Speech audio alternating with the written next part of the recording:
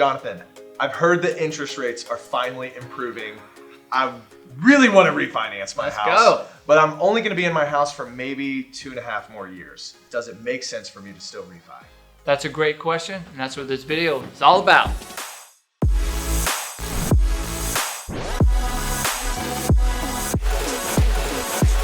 Okay, so Jonathan, great news, interest rates are dropping. Everybody that's watching this video is excited because they're thinking they might have a chance to refi. But before we answer the question to whether or not they should, break down what are the 4 different types of refinancing that we typically see.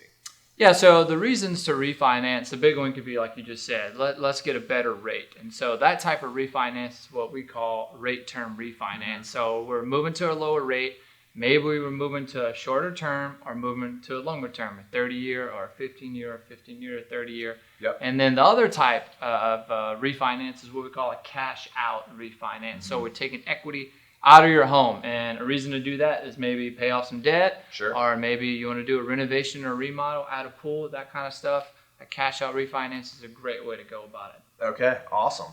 So for the purposes of this video, we've got videos covering all those other topics. This one is specifically about whether or not you should do a rate or term refinance because the market has changed. So let's jump into that. What are a couple things people should be looking out for when we're starting to have this question? Absolutely. So if you're a homeowner and you see that rates are a lot lower than where you're currently at, the biggest question you need to ask yourself, Austin, is how much longer am I going to own that home? Right. And the reason why is we don't want to change your term, change your rate and do a refinance, and then you end up selling that home 6 months or 9 months afterwards, and you might not be in a better position than if you had just stayed in your current loan structure. That's right, because it costs money to refi.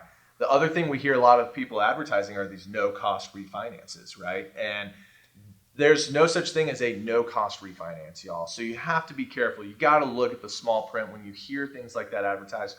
What lenders are communicating, or what they should be communicating, is that if you have enough equity in your house, you can take the costs that are associated with refinancing, because you're going to have lender fees, you're going to have title fees, you're going to have third-party fees, appraisal, survey, potentially, depending on what you're doing. There are going to be costs associated with that transaction. But if you have enough equity, unlike a purchase transaction, you can actually roll these costs into the loan amount, and hopefully you come to closing with $0. Several dollars. Yeah. All right. So let's take a look at a real scenario. Let's pretend this is my situation.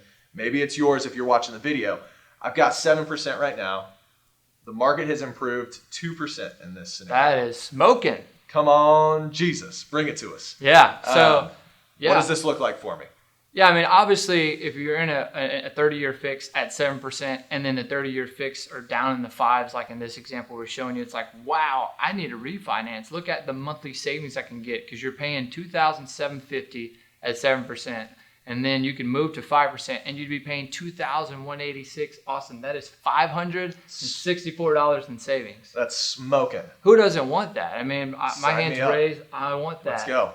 But the thing we want to consider is you look at that second column, there are closing costs associated.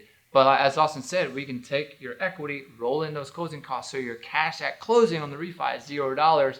But we want to make sure you don't sell that home too fast or depart from that residence too fast. That's right.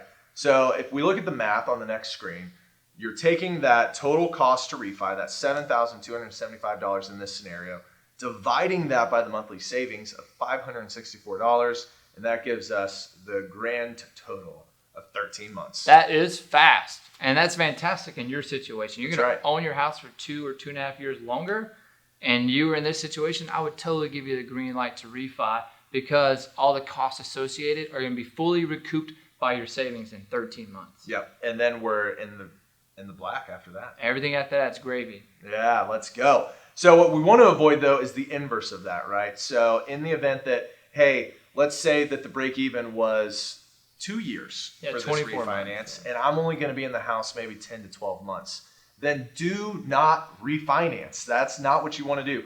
We want to make sure that we're breaking even before that timeline for you. So, Jonathan, before somebody calls us, really, what do we want them to think about?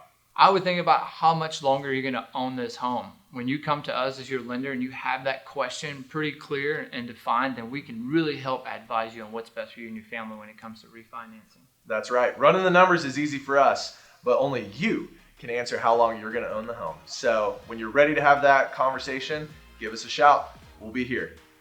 Adios. Woo!